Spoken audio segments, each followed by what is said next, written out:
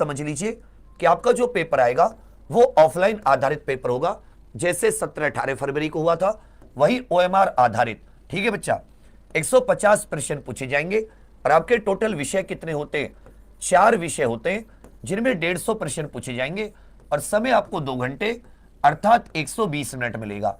इसमें से आप 30 मिनट ओएमआर शीट के दे दीजिए, आपको केवल पेपर करने के लिए 90 मिनट ही मिलेगी, क्योंकि आपको ओएमआर शीट भरने में काफी समय लगेगा।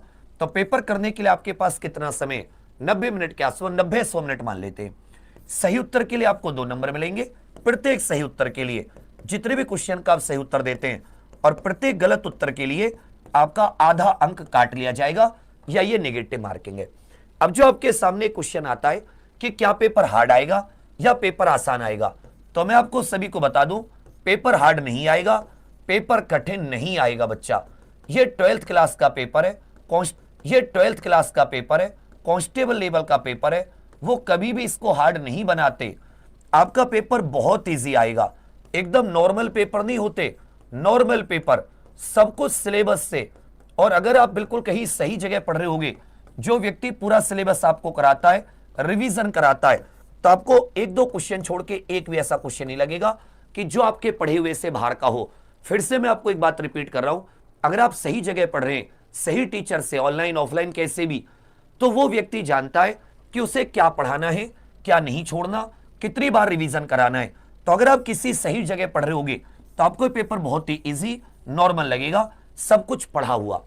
फिर भी मैं आपको ये बता दूं कि जो हम लोग सेफ स्कोर लेकर चल रहे हैं, 100 कि भाई 230-35 का, या मतलब 150, जो हम लोग 150 में से 125-130 क्वेश्चन टारगेट कर रहे हैं, उसमें कितने, किस सब्जेक्ट के आसान प्रश्न आएंगे, कितने। आप जानते हैं रीजनिंग के कितने क्वेश्चन आएंगे? आप कहेंगे सर रीजनिंग के 37 क्वेश्चन आएंगे। ठीक है भैया, 37 और 15-18 के करीब क्वेश्चन किसके आएंगे? मैथ वाले, ये प्योर रीजनिंग 55। मैं आपको बता रहा हूं साथी, लगभग 45 से 50 क्वेश्चन, बहुत ज्यादा इजी। दिक्कत क्या है कि आप टॉपिक कम करके आएंगे, 40 भी नहीं, लगभग 45 के करीब, 45 प्लस क्वेश्चन ये एकदम आसान आएंगे। लेकिन अब अगर आप टॉपिक ही छोड़ के जाओगे, आप डिसीजन मेकिंग टॉपिक छोड़ गए, आंकड़ों की पर्याप्तता छोड़ गए, आप सिलॉग नहीं करके गए, आप सही से साथी figure, Venn diagram, non verbal के बहुत सारे टॉपिक नहीं करके गए, तो आपको वो टॉपिक तो आप छोड़ ही दोगे। आप क्या करोगे? इसमें से 20-22 करोगे। ये दिक्कत है। एक्चुअल में दिक्कत आपकी नहीं है कि आप में कोई कमी है, दिक्कत यह है कि आप इन टॉपिकों को पढ़ ही नहीं रहे, आप इन टॉपिकों को छोड़ ही दे रहे हैं। जब टॉपिक छोड़ दोगे तो वो आपको कभी नहीं आएगा। मैं कह रहा हूं उस टॉपिक के 5 क्वेश्चन करो, उनको 10 बार लगा लोगे ना, वो टॉपिक के क्वेश्चन तुम पेपर में करके आओगे। कुछ भी नहीं है रीजनिंग, यूपी कांस्टेबल की रीजनिंग बहुत इजी। पता नहीं तुम इतना लोड क्यों ले रहे हो। एक्चुअल में तुम रुक के उसको समझ नहीं रहे कि भाई ये टीचर समझा रहा है, तुम्हें समझो तो सही, इसमें है क्या, उसे लोड ले रहे हो। कठिन प्रश्न इसमें कितने मान लो? इसमें चलो 8 से 10, वो भी अगर मानसिक अभिरुचि के ऐड कर दूं तब कह लेता हूं, वरना इसमें साथी अब 50 तक भी इजी मिलेंगे।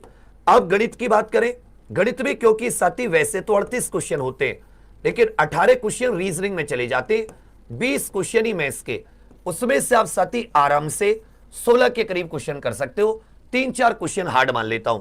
हिंदी में बच्चा 37 क्वेश्चन आएंगे, आपको 35 क्वेश्चन इजी मिलेंगे, केवल 2 क्वेश्चन आपको हार्ड मिलेंगे। दूसरी तरफ जो जीके वाला पोर्शन है, जीके में आपको 33-34 क्वेश्चन इजी मिलेंगे। जीके में आपके क्वेश्चन आएंगे 38 और आपको 33-34 के करीब क्वेश्चन इजी मिलेंगे। आपको ज्यादा से ज्यादा 4 क्वेश्चन ऐसे मिलेंगे जो आपको ऐसा लगेगा कि यार मैंने कभी पढ़े नहीं थे और ये कोई बड़ी बात नहीं है, या करंट अफेयर के आगे जो आपने नहीं देखा। तो अगर आप इनको हटा भी दो, 4 और 2 8 और 4 12, 12 और 10 22, मैं कहलाता हूं चलो 25 से आपके 30 क्वेश्चन आपको हार्ड मिल गए, कठिन मिल गए। पूरे पेपर में इससे ज्यादा कठिन क्वेश्चन नहीं दिखा सकते, लेकिन 125 से जो 120 से 125 क्वेश्चन होंगे ये एकदम आसान प्रश्न होंगे।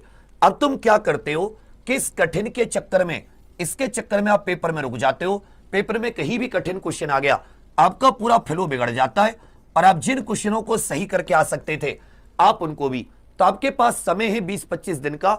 आपको जो मॉक टेस्ट लगाने या जो भी सब्जेक्ट आप कर रहे हैं तैयारी, मैं कह रहा हूं उस पर आप पूरा अपना ईमानदारी से समय दीजिए। आप रीजनिंग के सारे टॉपिक्स दोबारा से कम क्वेश्चंस में समझकर प्रैक्टिस कीजिए, मैथ्स में, हिंदी में, रीजनिंग में।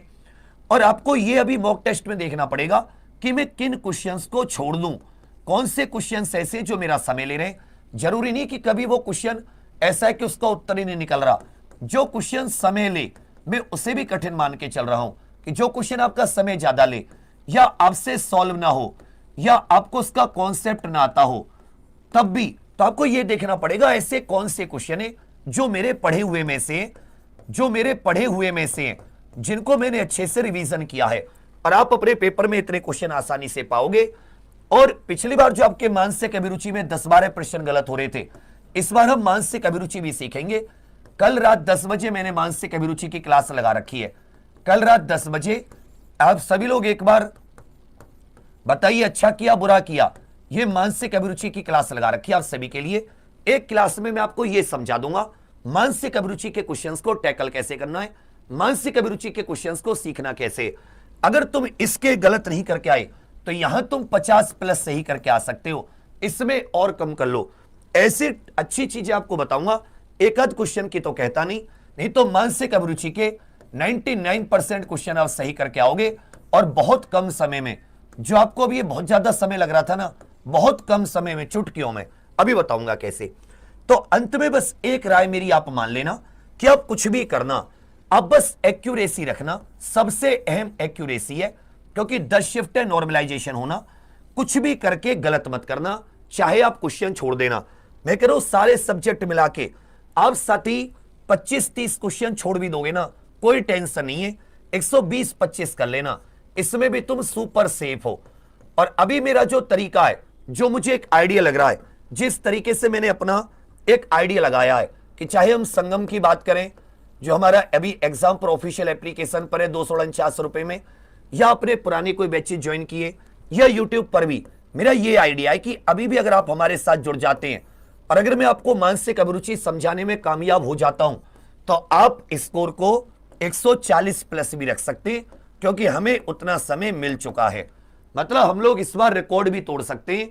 मतलब पहले तो मैं आपको बहुत उतना नहीं ज्यादा जोर दे के कह रहा था, लेकिन इस बार मैं जोर दे के कह रहा हूं कि अगर मैं मानसिक अभिरुचि समझाने में कामयाब हो पाया और आपने मेरे टीचर्स के साथ, प्रीति मैम के साथ या नितिन सर के साथ, या ऑफलाइन वाले जो ऑफलाइन में पढ़ रहे हैं, आपने रीजनिंग में उन टीचर्स के साथ वर्बल नॉन वर्बल में ध्यान दिया, जो वो क्वेश्चन करा रहे हैं जिस तरीके से, उसी को अपने घर पर 5-6 बार कर लिया।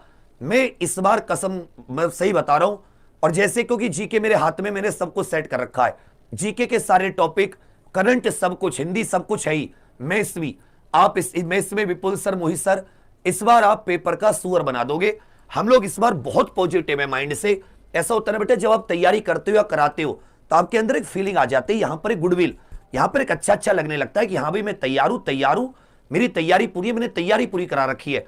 इसलिए मैं आपको जोर देके, इसलिए मैं आपको कॉन्फिडेंस से कहता हूं कि जो हम लोग 125-130 सोच रहे हैं ना, अगर मैं मानसिक अभिरुचि कामयाब करा गया तो 140+ भी मारोगे आप में से बहुत सारे, क्योंकि इसके जो 8-10-12 क्वेश्चन आएंगे उसमें बहुत सारे क्वेश्चन इस बार सही करेंगे कम समय में। तो इसलिए मैं कह रहा हूं कि अगर आपको वो टफ भी लगे बहुत सारे क्वेश्चन कि अरे मुझे तो बहुत टफ है, अब टेंशन मत लेना आपको 120-125 ढूंढने कि मुझे पेपर में ऐसे कौन से क्वेश्चन है।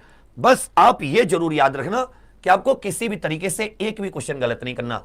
चाहे आप एलिमिनेशन मेथड लगाओ, एलिमिनेशन मतलब आपको लग रहा है कि ऑप्शन हटाओ कि भाई ये ऑप्शन नहीं हो सकता, ऑप्शन का अर्थ ढूंढो, उस अर्थ को क्वेश्चन से मैच करो और देखो क्वेश्चन में क्या पूछा है।